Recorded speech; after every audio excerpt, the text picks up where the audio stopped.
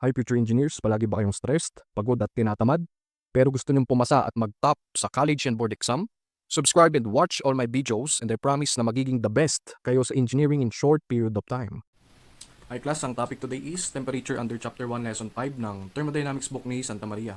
So ito na yung complete and pinaka-fastest way to master temperature under thermodynamics. Okay, pag temperature basically it measures warm, coldness or average kinetic energy ng substance with reference syempre sa standard value. Okay?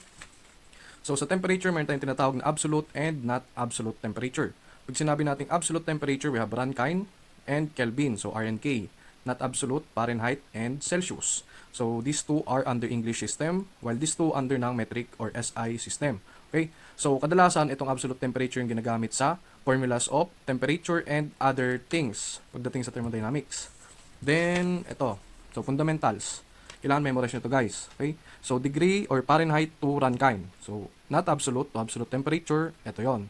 Or, kung halimbawa, given naman si degree Rankine, gagawin mo siyang Fahrenheit. So, isolate mo lang to. So, F or Fahrenheit is equivalent to Rankine minus 460. Okay? Ayun. Isolate mo lang yun. Diba gusto natin F.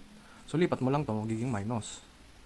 Then, degree Celsius to Kelvin. So, not absolute to absolute. Ito lang din. If gusto mo naman ng Celsius, may given kang K, isolate mo lang to, lipat mo. So, ay na ulit yun.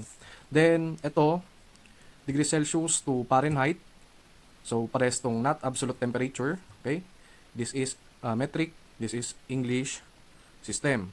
Okay? So, ito lang. Okay? Para ma-memorize nyo to, so, isa lang tandaan nyo. For example, ito lang A. Yan lang. Tapos, kung gusto mong kunin si degree Celsius, so, algebraic manipulation, di ba? Lilipat mo to, tapos ito, ganun, lilipat mo, magiging ganito siya. Then, tandaan nyo yung Fahrenheit, mataas siya in value. So, 9 sa taas, tapos may plus 32 ka. Yun yung fastest way to remember this formula. Okay? So, that's it guys, and thank you for listening.